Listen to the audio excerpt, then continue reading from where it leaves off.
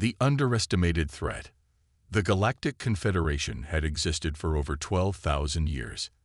In that time, they had encountered thousands of species, colonized millions of worlds, and established what they believed to be the perfect system of governance throughout their territory.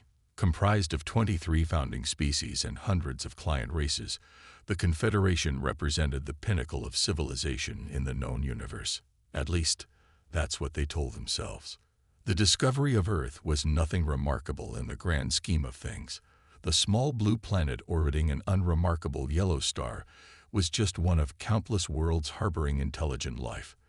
The species that called it home, humans, were physically unimpressive, technologically primitive, and politically divided.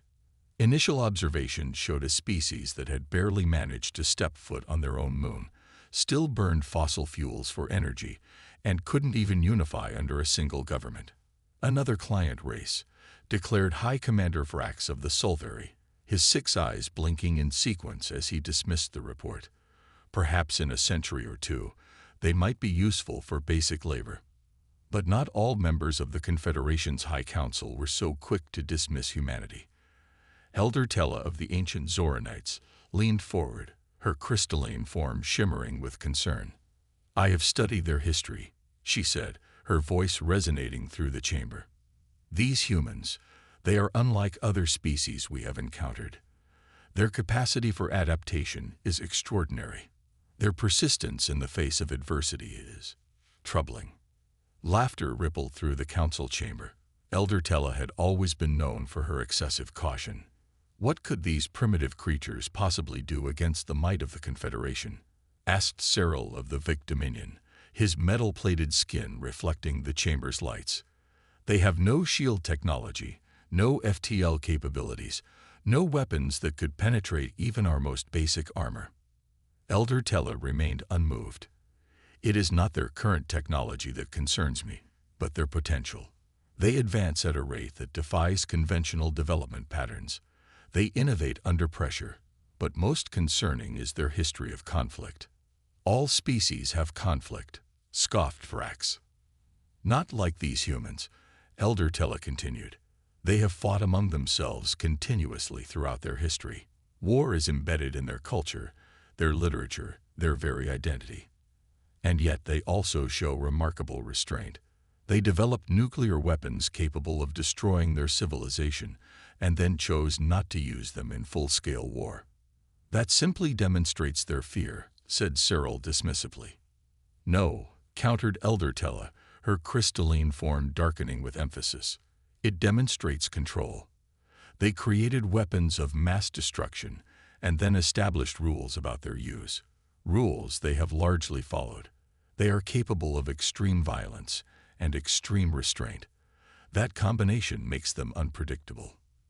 The debate continued for hours, but in the end, the majority of the council voted to proceed with standard protocol. The humans would be assessed, contacted, and eventually brought into the Confederation as a client race, whether they wanted it or not. It was the Confederation's first mistake. The diplomatic delegation arrived on Earth with the expectation of awe and immediate submission. Instead, they found suspicion, division, and an irritating insistence on independence. Human leaders asked difficult questions about Confederation governance, the status of client races, and the autonomy they would retain. When told that Earth would need to unify under a single government approved by the Confederation, the diplomatic discussions broke down entirely. "These creatures are more stubborn than anticipated," reported Ambassador Krull to the High Council. "They refuse to acknowledge the benefits of Confederation membership and insist on maintaining their divisive governance structures." "Then we proceed to the next phase," declared High Commander Vrax. "Prepare the subjugation fleet." Again, Elder Tella voiced her opposition. "This is unwise. If they resist diplomatic incorporation, forced subjugation will only trigger their war response. We should take more time, study them further." "Your caution borders on cowardice, Elder," Vrax responded.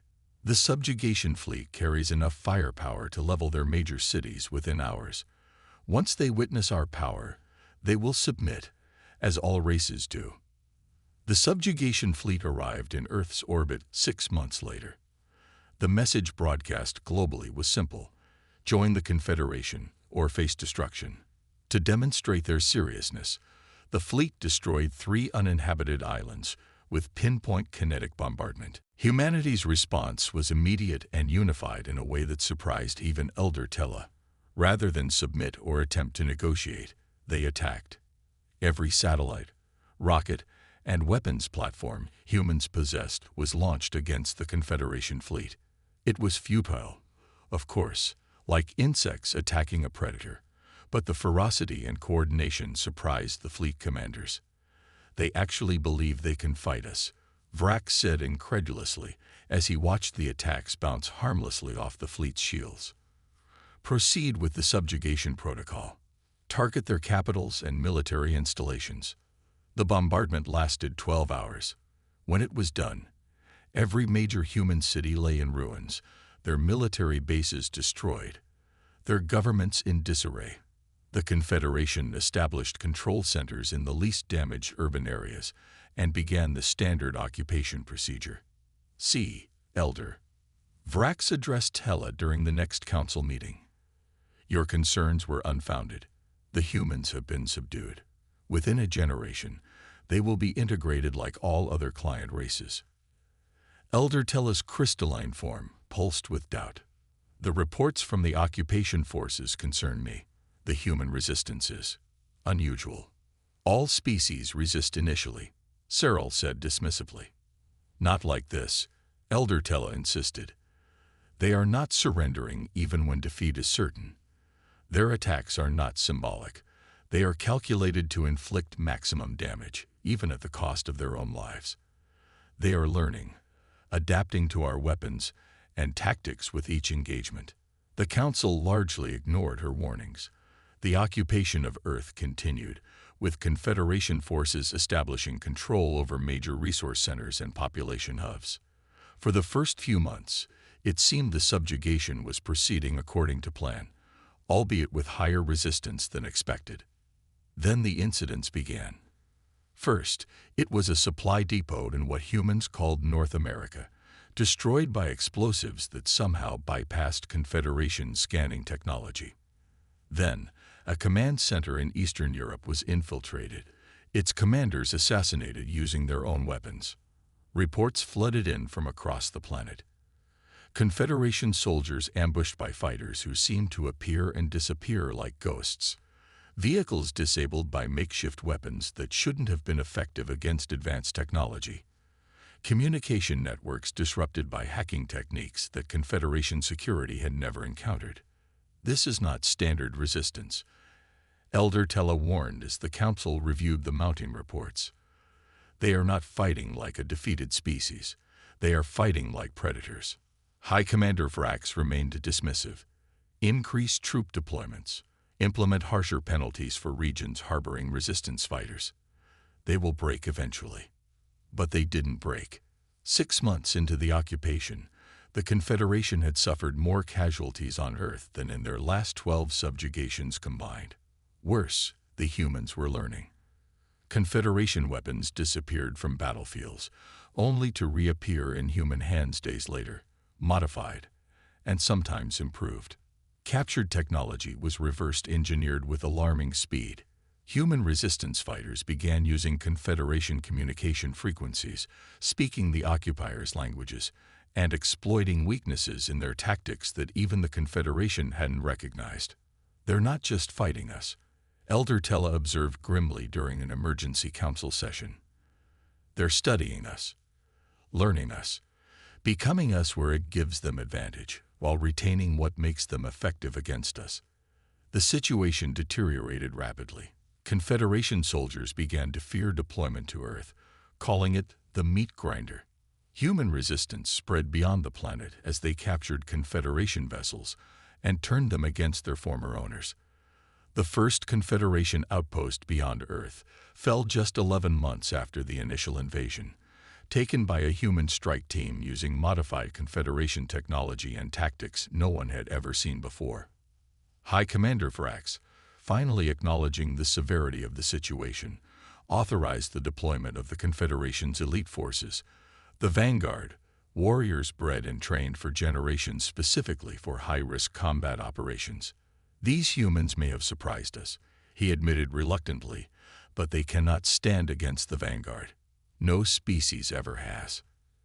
Elder Tella's warning was prophetic. You still do not understand what we are facing. These humans, they do not fight to win battles. They fight to win wars. And they have been fighting wars their entire history. The Vanguard deployed to Earth with overwhelming force, expecting to crush the human resistance within days. They disappeared within hours of landing, all communication lost. 3 days later, Confederation monitoring stations detected a transmission on all frequencies, in all languages of the Confederation. The face on the screen was human, wearing pieces of Vanguard armor modified to fit human physiology. We tried to talk, the human said simply. You chose war. Now you'll see how humans wage war. And with that, humanity's true counterattack began. The Reckoning. The fall of Outpost Kelvar marked the beginning of the end for Confederation control. Once a fortified command center overseeing an entire sector of Confederation space, it fell to a human assault force in less than 6 hours. The attack defied all conventional military logic. Instead of targeting the outpost's weapons or shields, the humans disabled its environmental systems first. As Confederation troops scrambled to restore life support, the main assault breached the command center from an impossible angle, through the solid bedrock beneath the facility, using modified mining equipment and explosives in a way no military strategist would have considered. This is not possible, High Commander Vrax muttered as he reviewed the footage. They're not following any recognized doctrine of warfare. That is precisely why they're succeeding, Elder Tella responded. They don't fight like a military. They fight like insurgents, revolutionaries, and criminals simultaneously. They combine tactics no single species would consider compatible. The human advance continued unabated. Within the first year of their counteroffensive, they had seized control of 12 Confederation outposts, captured 37 vessels, and established their own manufacturing facilities using adapted Confederation technology. Most alarming to the Council was the speed of human technological adaptation. Weapons that had taken Confederation scientists centuries to perfect were being modified, sometimes improved, by humans within months. Cyril of the Vic Dominion, once dismissive of the human threat, now addressed the Council with uncharacteristic humility. Our intelligence suggests the humans have mastered our shield technology and are developing countermeasures to our most advanced weapon systems. They're not just using our technology, they are evolving it. The revelation sent shockwaves through the Council. No client race had ever adapted Confederation technology so quickly, let alone improved upon it. We must negotiate, suggested Council member Desiree, speaking publicly for the first time since the conflict began. Offer terms before they gain any more ground. Negotiate, Vrax sputtered. With a species that should be grateful to even join our Confederation as a client race. Impossible. We will crush this rebellion with overwhelming force.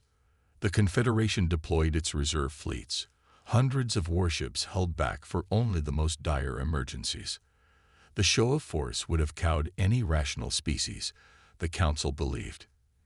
Instead, the humans responded with a tactic the Confederation had never witnessed. They targeted the supply lines. Rather than engage the massive Confederation armada directly, human ships struck at fuel depots, munitions facilities, and logistics hubs. They launched coordinated cyberattacks against Confederation navigation systems.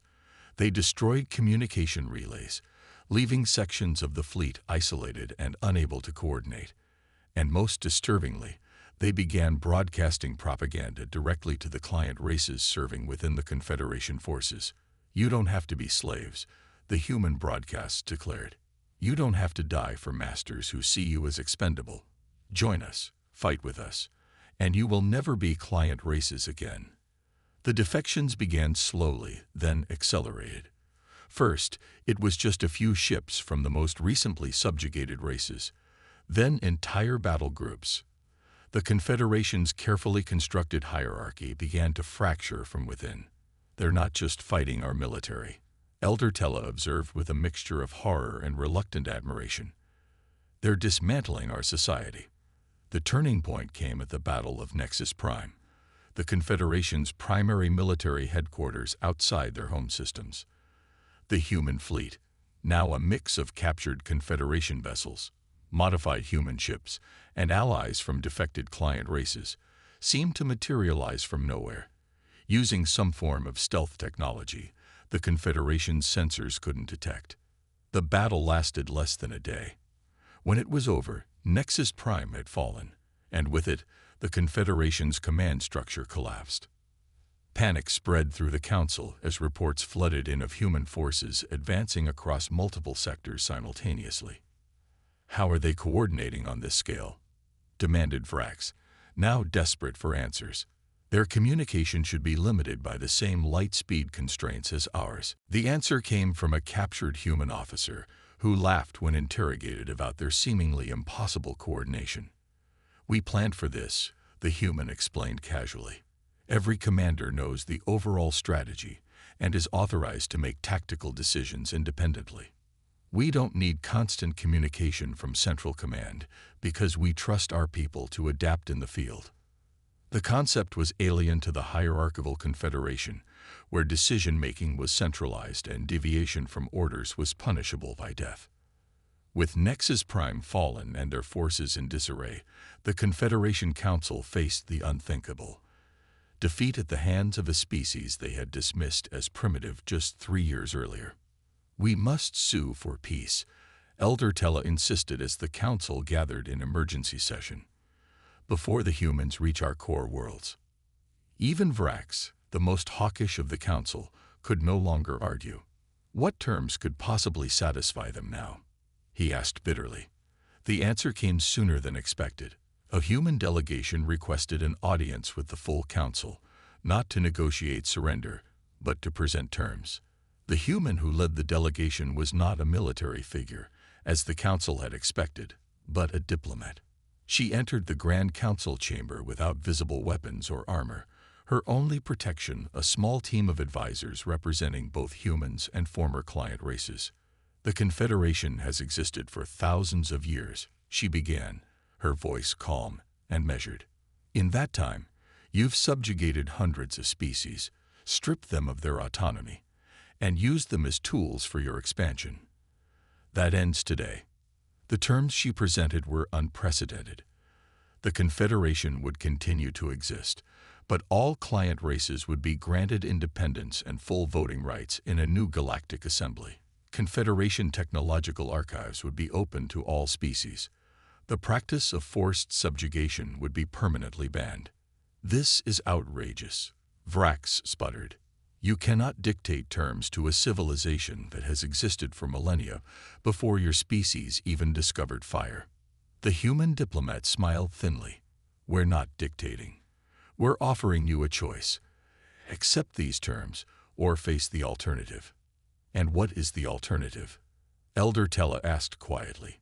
"The complete dissolution of the Confederation," the human replied. "We have the military capacity to enforce this, but we prefer cooperation to continued destruction." The council chamber erupted in shouts and arguments. Some members called for fighting to the last soldier, others for immediate surrender. Through it all, Elder Tella observed the human delegation with newfound understanding. "You never wanted to destroy us," she said finally, silencing the chamber. "Even after all we did to your world, you're offering us a future." The human diplomat nodded. "Humanity has a long history of war, as you well know. But we also have a history of peace after war, of rebuilding, of moving forward together. We could have destroyed the Confederation entirely, but what would that accomplish? More suffering, more death, more worlds reduced to ash. We've seen enough of that on our own planet to know it leads nowhere." In the end, the Council voted to accept the human terms, though not unanimously. The Confederation would transform, power would be redistributed, and a new galactic order would emerge, one founded on cooperation rather than subjugation. As the agreement was formalized, Elder Tella approached the human diplomat privately. "I warned them about your species," she admitted. "I told them you were dangerous. But I failed to recognize your capacity for mercy." The human smiled. "That's the paradox of humanity. We can be your worst enemy or your strongest ally. The Confederation chose to make us the former. Now let's see what we can accomplish as the latter." In the years that followed, the galaxy transformed. The new Galactic Assembly, with Earth as a prominent member, ushered in an unprecedented era of technological advancement and cultural exchange. Former client races flourished, contributing innovations that had been suppressed under Confederation rule. And while humanity maintained the military force that had won their victory, they deployed it primarily for defense and peacekeeping. The species that had once been dismissed as primitive now stood as architects of a new galactic civilization, not through conquest, but through a victory transformed into partnership. Those few who had heeded the warnings about humanity's potential found themselves not only vindicated but grateful that humans had chosen to rebuild rather than simply rule. As Elder Tella often remarked in the historical accounts that followed, the Confederation's greatest mistake wasn't underestimating humanity's capacity for war. It was failing to recognize their equally powerful capacity for peace, but only on their own terms.